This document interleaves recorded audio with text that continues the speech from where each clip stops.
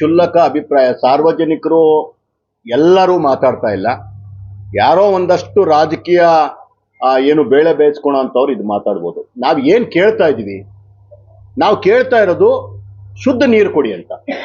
ಕೇಳಬೇಕಾಗಿರೋದು ಯಾರನ್ನ? ಮೊದಲು ಶಾಸಕರನ್ನ. ಈಗ ತಾವೆಲ್ಲರೂ ಕೇಳಿದ್ರಿ, ಸಚಿವರನ್ನೇ ನಾವು ಬಿಟ್ಬಿಡ್ಬೇಕು ಅಂತಿಲ್ಲ. ಹಂತ ಹಂತವಾಗಿ ಹೋಗುವಂತಹ ವ್ಯವಸ್ಥೆ ನನ್ನ ಪ್ರಜಾಪ್ರಭುತ್ವ ಕಲ್ಪಿಸ್ಕೊಟ್ಟಿದೆ. ನಾವು ಕೇಳಬೇಕಾಗಿರೋದು ಶಾಸಕ ಪ್ರದೀಪ್ ಈಶ್ವರ್ ಅವ್ರನ್ನ. ಇಲ್ಲಿ ಜಾತಿ ಏನು ಬರುತ್ತೆ ಸರ್? ಇಷ್ಟೊತ್ತು ನಾನು ಈಗ ಎಷ್ಟೋ ವಿಷಯದಲ್ಲಿ ಸುಧಾಕರ್ ಅವ್ರು ತಪ್ಪು ಮಾಡಿದಾಗ ಸುಧಾಕರ್ ಅವ್ರ ವಿರುದ್ಧ ನಾವು ಮಾತಾಡಿದ್ದೀವಿ. ಸುಧಾಕರ್ ಅವ್ರು ಒಳ್ಳೇದು ಮಾಡಿದಾಗ ಸುಧಾಕರ್ ಸರಿ ಅಂತ ಹೇಳಿದೀವಿ. ಅಮ್ಮ ಆಂಬುಲೆನ್ಸ್ ಬಿಟ್ಟಾಗ ಪ್ರದೀಪ್ ಈಶ್ವರ್ ಅವ್ರು ಸರಿ ಅಂತ ಹೇಳಿದೀವಿ.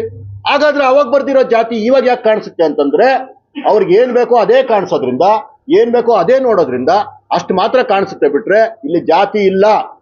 ನನ್ನ ಜೊತೆ ಎಲ್ಲ ಜಾತಿಯ ಜನಗಳು ಇದ್ದಾರೆ. ಅದೇ ಬಲಿಗ ಕಮ್ಯುನಿಟಿಯಿಂದ ಬಂದಿರುವಂತಹ ನಾಯಕರು ನನ್ನ ಜೊತೆ ಕೂತಿದ್ದಾರೆ. ಬೇಡದಿರೋ ಜಾತಿ ಪಟ್ಟ ಕಟ್ಟೋದು ಬೇಡ, ಒಳ್ಳೆ ನೀರು ಬೇಕಷ್ಟೇ. ಪತ್ರಕರ್ತರಿಗೂ ನಾನು ಈ ಮುಖಾಂತರ ಸವಿನಯವಾಗಿ ಕೇಳ್ಕೊತಾ ಇದ್ದೀನಿ, ಜಾತಿ ಅನ್ನೋದನ್ನ ಎಲ್ಲೂ ತಾವು ಟ್ಯಾಗ್ ಲೈನ್ ಬರೆದು ಅನಾವಶ್ಯಕವಾಗಿ ಒಂದು ಹೋರಾಟದ ದಿಕ್ಕನ್ನ ತಪ್ಪಿಸಿ ಆ ಪಾಪದ ಹೊರೆ ಯಾರು ಹೊರಬಾರದು ಅಂತ ಸವಿನಯವಾಗಿ ನಾನು ಮನೆಗಳಿಗೆ ಒಂದಷ್ಟು ಜನಗಳನ್ನ ತಗೊಂಡೊಟ್ಟೋಯ್ತು. ನಮ್ಮ ಕೈಯಲ್ಲಿ ಇರ್ಲಿಲ್ಲ ಕೊರೋನಾ ಬಂದಾಗ ನಮ್ಮ ಪರಿಸ್ಥಿತಿನ ಕಂಟ್ರೋಲ್ ಮಾಡ್ಕೊಳಕ್ಕೆ. ಆದ್ರೆ ಈ ನೀರನ್ನ ಹೇಳಿ ಹೇಳಿ ಕುಡಿಸ್ತಾವ್ರೆ ಸರ್ಕಾರ. ಸ್ಲೋ ಪಾಯ್ಸನ್ ಕುಡಿಸ್ತಾವ್ರೆ, ನಮ್ಗೆ ಗೊತ್ತಿಲ್ದಿರ ಕುಡಿತಾ ಇದೀವಿ. ದಯವಿಟ್ಟು ಈಗ ನಾವು ಎಚ್ಚೆತ್ಕೊಂಡ್ರೆ 100% ಮುಂದಿನ ಪೀಳಿಗೆ ಚೆನ್ನಾಗಿರ್ತದೆ. ಇಲ್ಲ ಅಂತಂದ್ರೆ ಬರೀ ನಾವು ಮಾತ್ರ ಅಲ್ಲ, ನಮ್ಮ ಭೂಮಿ ಸಹ ಕಲುಷಿತ ಆಗ್ತಿದೆ.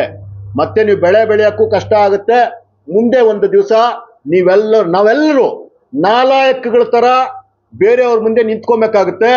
ನಮ್ಮ ಮಕ್ಕಳೆಲ್ಲ ಬಂಗಾರದಂತ ಭೂಮಿ ಇದ್ರೂ ಸಹ ಮಾರಕ್ಕೂ ಯೋಗ್ಯವಾಗಿರೋಂತಹ ಸ್ಥಿತಿಯನ್ನ ಈ ಸರ್ಕಾರಗಳು ಈ ನೀರಿನಿಂದ ಮಾಡ್ತಾ ಇದೆ. ನಾವೆಲ್ಲರೂ ಯಾವ್ದಾದ್ರೂ ಬೇರೆ ಊರುಗಳಲ್ಲಿ ಫ್ಯಾಕ್ಟ್ರಿಗಳಲ್ಲಿ ಕೆಲಸ ಮಾಡಕ್ ಹೋಗ್ಬೇಕಾಗಿರುವಂತಹ ಪರಿಸ್ಥಿತಿ ಮುಂದಿನ ದಿನಗಳಲ್ಲಿದೆ.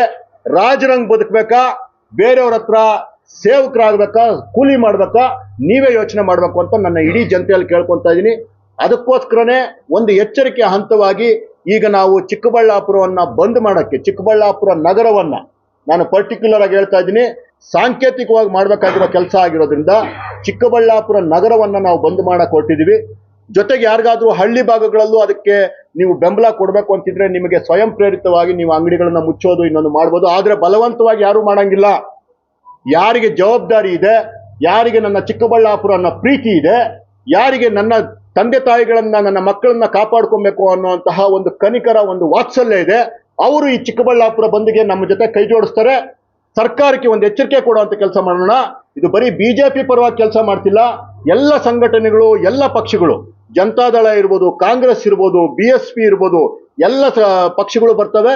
ಜೊತೆಗೆ ದಲಿತ ಸಂಘಟನೆಗಳು, ಕನ್ನಡ ಪರ ಹೋರಾಟಗಾರರು, ಏನು ನಮ್ಮ ನೀರಾವರಿ ಹೋರಾಟಗಾರರು, ಪ್ರತಿಯೊಬ್ಬರೂ ಸಹ ಎಲ್ಲ ರೈತ ಸಂಘಗಳು ನಮ್ಮ ಜೊತೆ ಕೈ ಜೋಡಿಸೋದಕ್ಕೆ ಮುಂದೆ ಇದೆ. ಯಾಕಂದ್ರೆ ಎಲ್ಲರ ಜೀವನದ ಪ್ರಶ್ನೆ ಆಗಿರೋದ್ರಿಂದ ಎಲ್ಲರೂ ಸೇರಿ ಈ ಬಂದನ್ನ ಯಶಸ್ವಿಗೊಳಿಸಿ ಮುಂದಿನ ಹೋರಾಟಕ್ಕೆ ನಾವು ರೆಡಿ ಆಗೋಣ. ಅಷ್ಟೊತ್ತಿಗೇನಾದ್ರೂ ಈ ಸರ್ಕಾರಕ್ಕೆ ಬುದ್ಧಿ ಬಂದು ಏನಾದ್ರೂ ನಮ್ಗೆ ನೀರನ್ನ ಶುದ್ಧೀಕರಣ ಮಾಡುವಂತ ಕೆಲಸ ಮಾಡಿದ್ರೆ ಅವರಿಗೆ ಅಭಿನಂದಿಸುವಂತ ಕೆಲಸನ ಮಾಡೋಣ ಅಂತ ಹೇಳಿ